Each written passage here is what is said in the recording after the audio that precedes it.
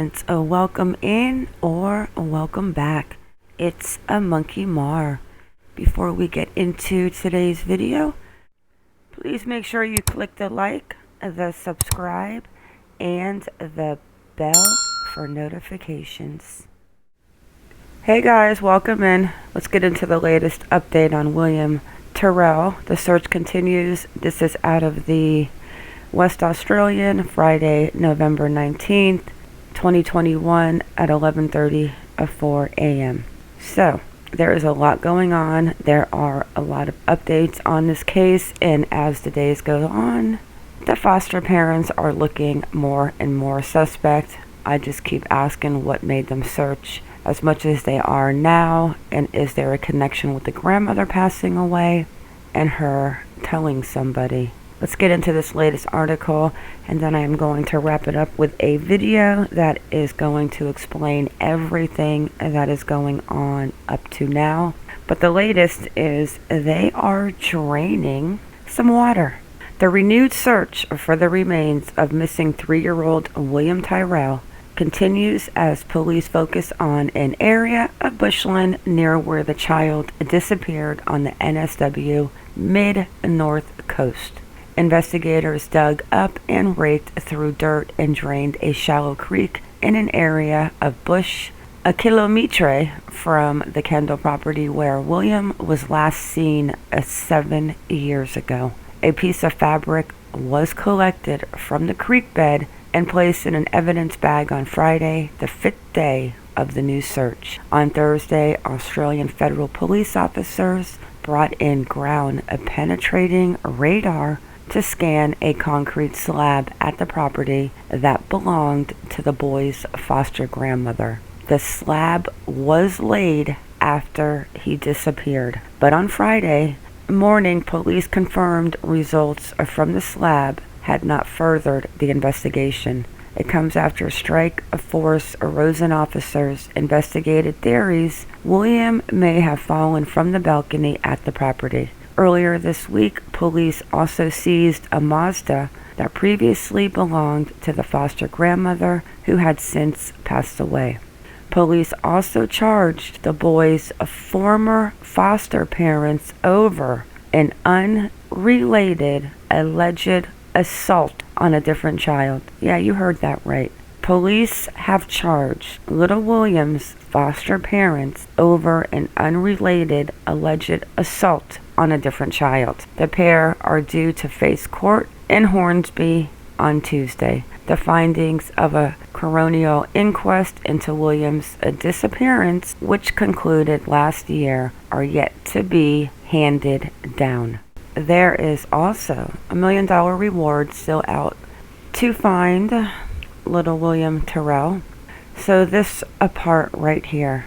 William Tyrrell search. Police drain creek and find a light blue piece of fabric. So we know he went missing in a Spider-Man outfit.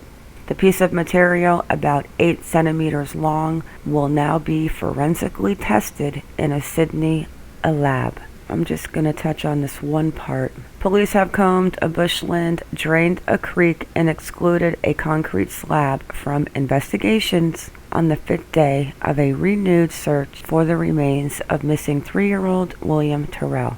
Officers searched an area of bush a kilometer from where the boy disappeared in Kendall on the mid-north coast, digging up dirt and draining a shallow creek of water on Friday morning, which was yesterday for them because today it is Saturday in Australia. So a piece of light blue fabric was collected from the creek bed as potentially relevant evidence. Police photographed the location where the cloth, which was about 8 centimeters long, was found and placed it in a brown evidence bag. It will now be taken to a lab in Sydney to be forensically tested. Its significance to the investigation is unclear. On Wednesday, police also found a thread of fabric which was red and initially compared to the Spider-Man costume William was wearing when he disappeared from his foster grandmother's home in Kendall in 2014. It is understood that police later formed the view the thread found on Wednesday was not of significance to the investigation. However, it is also being analyzed in Sydney.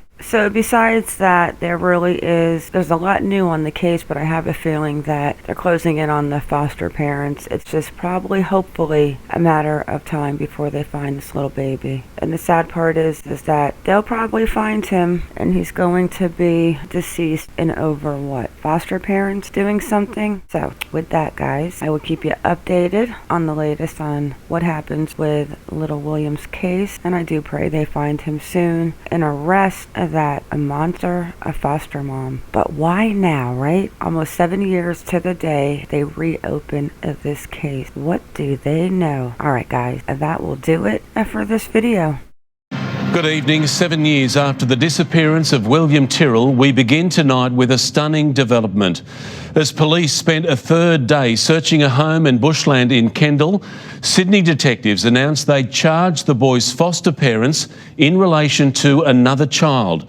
Robert Ovadia is live in Kendall for us. Rob, this is a major moment in the investigation. Good evening, Mark. Yes, it's an extraordinary moment. The foster parents now are under an avalanche of pressure, and we can reveal exclusively on 7 News this afternoon they sacked their lawyers, having walked into their office in the city to discover that police had charged the foster mother, 56 years old, and foster father, 54 years old, each with common assault of a child who we cannot name for legal reasons. An onslaught of forensics, police hope, will transform theory into fact. Where William Tyrrell might have died, how his body was taken, where it was taken to, and who may have taken him. Are you surprised about this investigation going this way now? No response from William Tyrrell's foster mother, who visited her lawyer today. Late this afternoon, we learnt it was because police had just charged her and William's foster father with the alleged assaults not of William, but another child. She has become the intense focus of Strikeforce Roseanne. The investigation is part of the dogged determination of investigators, and we'll leave no stone unturned. Almost literally, the Federal Police Forensics Imagery and Geomatics team is here mapping the ground, a geological X-ray around Cobb & Co Road, Kendall. The RFS is clearing a path. More excavators are on site, and so are cadaver dogs. Mid-afternoon, detectives thought they had found something. It was compared to a sample of a Spider-Man suit, but quickly discounted. Other items were found, protected by a black tarpaulin, and some were taken away in evidence bags. Also being examined as potential evidence is a car that belonged to William's now deceased foster grandmother when he disappeared from her Kendall home. It was seized at a home 400 kilometres away at Gymea in Sydney South. It's now being forensically examined. Investigators are spraying the boot with the chemical luminol, just as they did the garden bed overnight at 48 Benaroon Drive, Kendall. It detects blood. They're looking at whether William may have fallen off the balcony.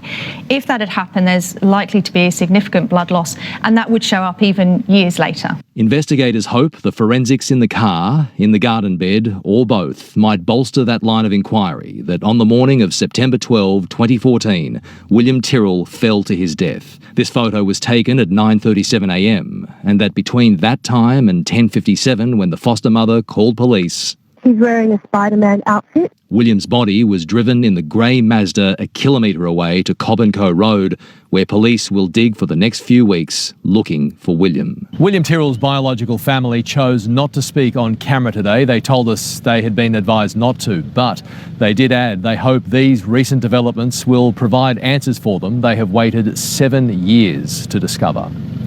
In Kendall, Robert Ovadia, 7 News.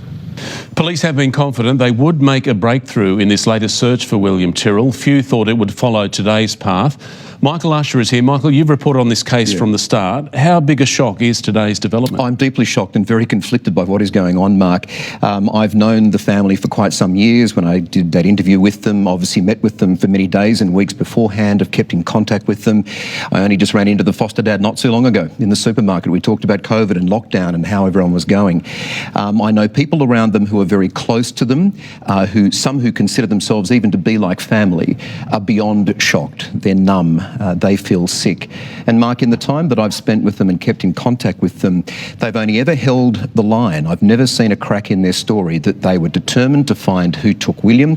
And as you saw in that interview there, that he was on the back porch there, the back deck, and disappeared. And I've never seen them anything other than passionate about trying to find where he is, and certainly, and I've spoken to each of them individually over many years, I've never seen any different version of that story. So, look, there's a lot of developments, Mark, but a lot of people, like myself, deeply shocked and conflicted by what's going on. A lot of developments, but does this also raise serious questions about that initial police investigation? I think it raises serious questions about the initial year or two.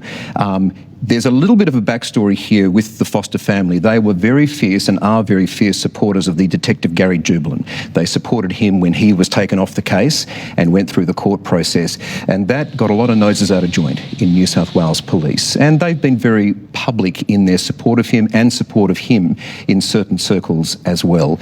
But along the way, they've never shied away in the best way they can, and we know there's lots of legal constraints in this whole case. They've never shied away from trying to push the case of William all the way, and you know, this is a family who, Upper Sydney North Shore, very well connected to the community. It is causing a lot of deep shock in the people around them that it's come to this now. Okay, Mark. Thank you. Thanks, Mark. All right, guys, drop them comments, drop them opinions, and with that, it is a wrap. I want to thank you all for coming in. Thank you for watching. Please like or dislike, whichever you prefer, and subscribe. Everyone have a good day or a good night wherever you are in the world, and stay vigilant. I am out.